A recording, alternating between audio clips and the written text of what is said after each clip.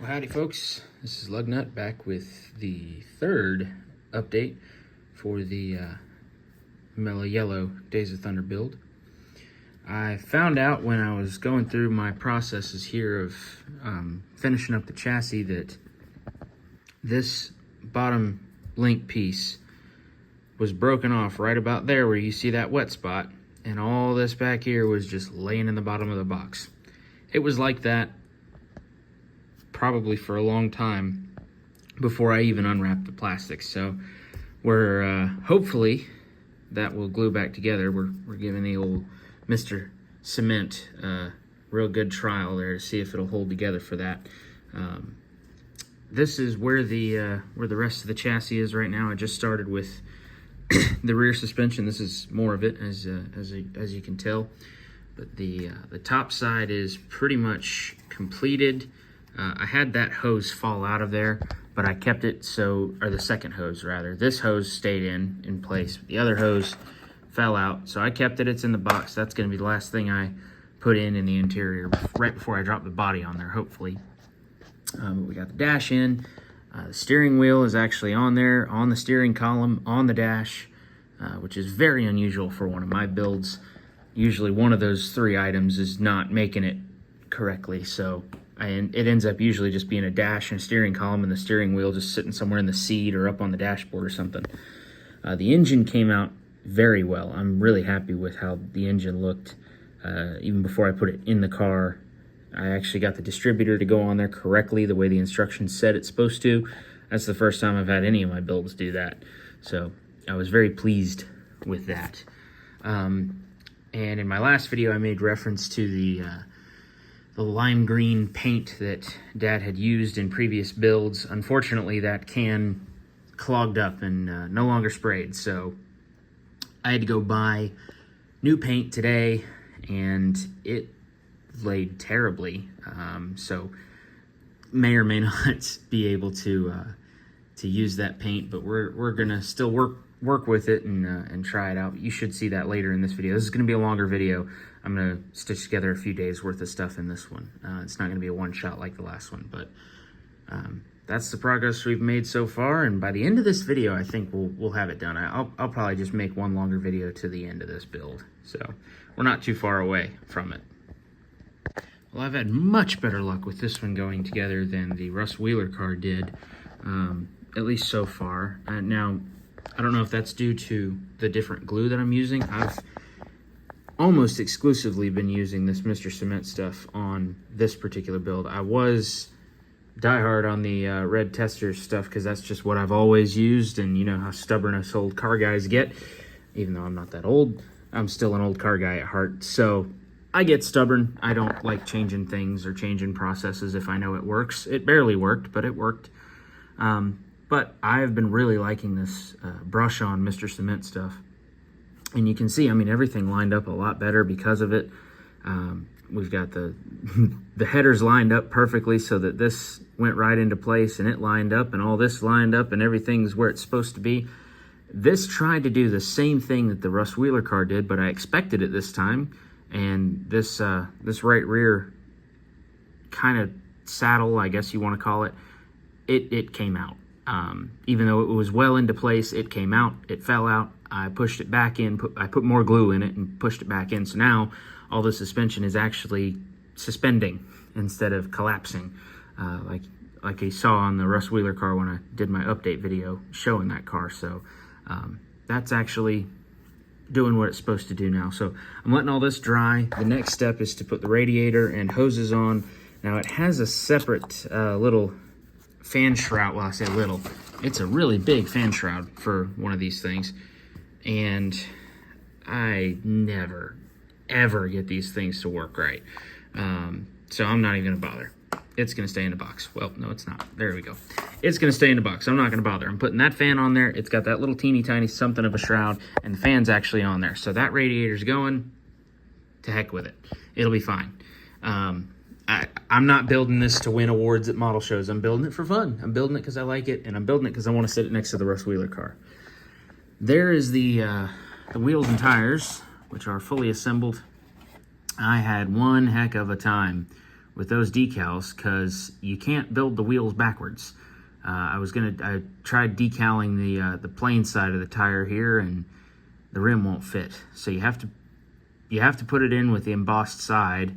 So I tried to slide the decals over, and it worked on a couple of them, which they look a little funky with that embossment behind it. But I tried my best. Most of them fell apart in one way or another because of me having to move them or change them around and edit and mess with them. It screwed them up and they fell apart. So several of these are either fully or partially done the old-fashioned way with the jelly roll pin, which works just fine. So that's where we're at for now. That whole bottom end looks a lot better, and the engine itself looks great in there. So I'm really happy with this build so far. It's gone really well.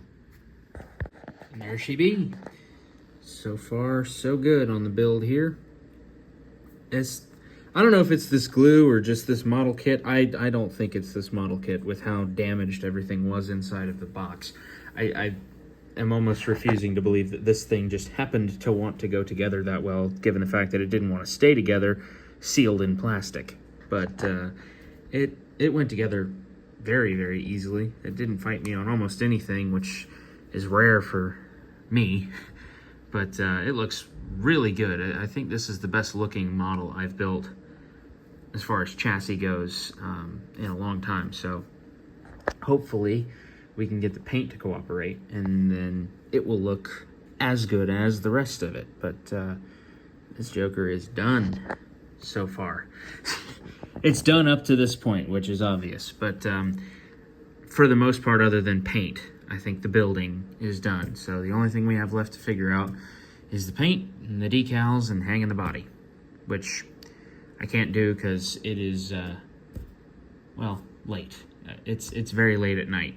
So no more painting tonight, but hopefully I'll be able to get over there after work tomorrow and try and lay some paint on there. Well, it's been exactly 1 month to the day since that last segment that you just saw was filmed. We have been fighting and fighting and fighting and fighting to get green on this dadgum car. We've gone through, this is the third iteration of green paint that we've attempted to make it happen. The first batch of paint was a rattle can, and it looked amazing when it was sprayed on there. When it dried, it was super thin and splotchy and terrible. Put about, 11 coats on there, and it never evened out, never fixed it. Dunked it in parts washer, stripped the whole thing, primed it again.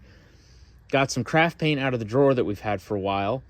Airbrushed that, put about 4 or 5 coats on there, never evened out, splotchy, horrible mess once again. Dunked it in parts washer, sanded it down, reprimed it. Here we are again. We went back to Hobby Lobby, found a $5 tube of fluorescent green craft paint, specifically model airbrush paint. Bought that, sprayed it on here. It ain't perfect. Good enough. So I'm done messing with this thing. That chassis been done, like you saw, for a month at this point. It's been done. It looks great. I'm ready to get this body on there, put the decals on there, and call it a day. The green is just fighting. So I've taped off what's supposed to stay green. I'm going to use the exact same paint that I used for the hood and the spoiler because it looks great. Gonna rattle can the rest of this black, gloss black, and then we're going to cover the whole thing in a gloss clear to hopefully preserve the green a little bit better. And then it's just decals and go. But right now, I don't even know if this tape's going to come off and the paint's going to stay on the car, or if it's going to come with the tape. So we'll see how this goes. Well, rejoice, rejoice. The black paint laid down. The green paint stayed on when the tape came off. This paint is not the smoothest, as you can see, but it lays very well as far as coverage goes.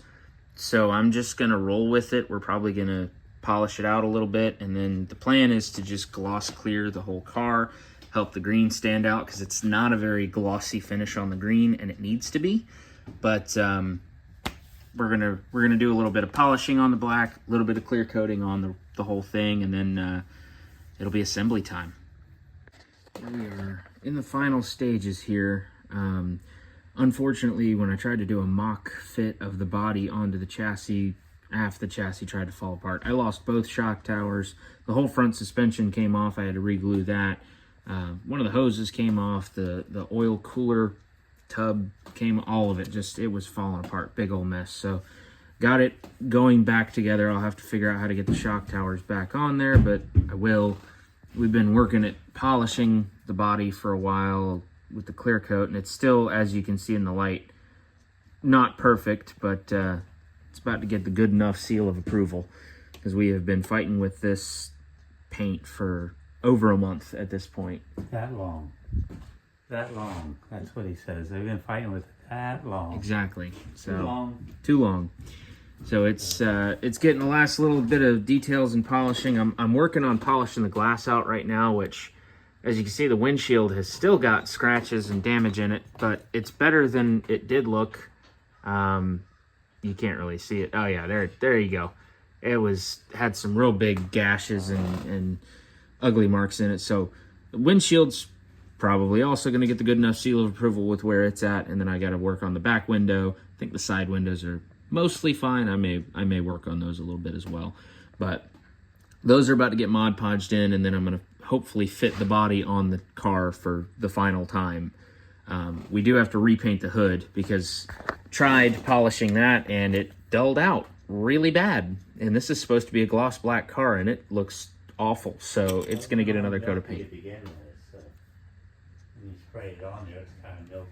Yeah, it wasn't perfect, the last coat we put on there to begin with, and then we tried to polish it out and it just got worse, so I suppose we should have seen that coming. But anyway, we're going to get the last final reassembly of the shocks and everything back together, and hopefully this car will be done fairly soon.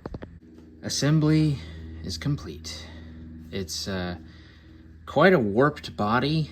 We couldn't really tell because this side has a rocker on the bottom that the other side doesn't have. They're all kind of made to be twisted anyway a little bit, so it was really hard to tell if it was a straight body at all, but it's not quite perfect, but it's good enough. You can see I'm gonna have to do some work on my rear axle. That doesn't quite look right, but that's fine. It's all part of the game. But overall, the body fitting onto the chassis was quite the challenge. Things kept wanting to break, but we got it on there. I put all the pins in, the hood pins, the 2 deck lid pins, put the spoiler on there. Got all the glass Mod Podged in. You can see it's still drying somewhat. There's still some white in there. The hood does sit on there mostly right. I guess not. Okay, never mind. Scratch that. I didn't say that part. That would be a lie. It's not the best fitting body or the best, looking body, but it's which is kind of a shame because it's the best looking chassis I've ever built. It's the nicest finished chassis I've ever done, but the body's mostly there. It's going to be good enough for a race car. That's what I keep telling myself. It's a race car. They were never perfect. But it's here. It's about ready for decals. I'm going to let it set and dry for a little while longer and maybe try and do some more adjustment if I can without breaking stuff on getting the track right on the back there. And if the hood's bad enough like that, I might just do one of those things where you kind of decal the hood and then set it aside and display under the hood kind of thing, like it was meant to be. But overall, I've had a lot of fun building the car. It's just the paint has been an absolute bear. I think the wheel paint that we used, the silver wheel paint, really pops with this car, and it's going to look even better when the decals are on there. It'll really show it off well, but here to give you a bit of a preview, there's the door number and stripe that will go on the car, which it's probably going to ride a little bit higher on here than it's supposed to because that green stripe is probably a little bit taller than it's supposed to be, but we'll ride with it. So there's the car. Well, after nearly 2 months of work and plenty of frustration to go along the way, mostly by way of paint, the final reveal. Ta-da! It looks really good.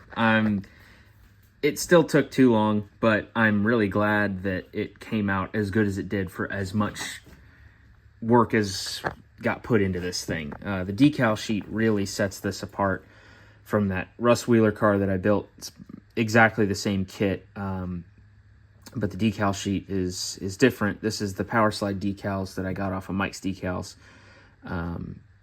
website, and it really, really just makes a world and a half of difference here. So here's the car. It is not perfect, as is with any build that I do.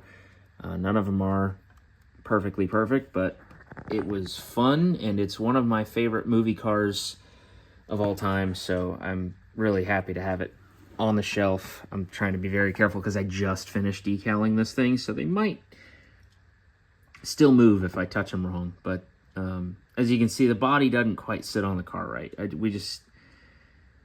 know.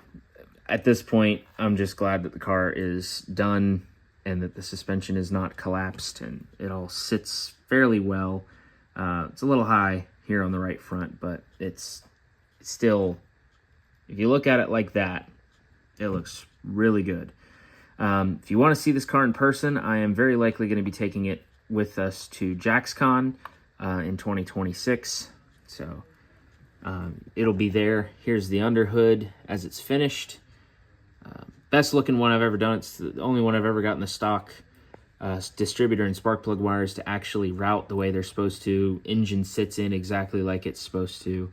There's even underhood decals on this, which I just, I had my phone here that I'm filming with running the movie, and I was freeze framing it and looking at it to make sure I had it accurate for especially this part, which the color is not right. They had the bottom side of the hood chassis gray, but I'm going to pretend I didn't see that, and I just looked at the decals and got them where they're supposed to go. So there's the car, and that completes the saga. I know this was a really long final build video. It was as long as one of my full build videos, and I'm sorry about that, but it just took so long to do. I had to stitch together a lot of video to make this one. So that's it. That's the final on the Cole Trickle car. Just in time for the Daytona Turkey Rod run here. It's not coming with us to that. This car feels very fragile, so it's going to probably live most of its life in one place, rarely touched, and I will move it basically to bring it to JaxCon and put it back wherever I find to keep this thing. But thank you guys so very much for tuning in. I really appreciate you guys sticking with me through this crazy long saga. I know it's been a long time since the last video came out, and now you get this one that's ridiculously long, but the car is finished, and frankly, I think it's the best looking build I have done so far. So appreciate you guys for sticking with me through this journey, and we'll see you in the next build video very soon. This is Lugnut, over and out.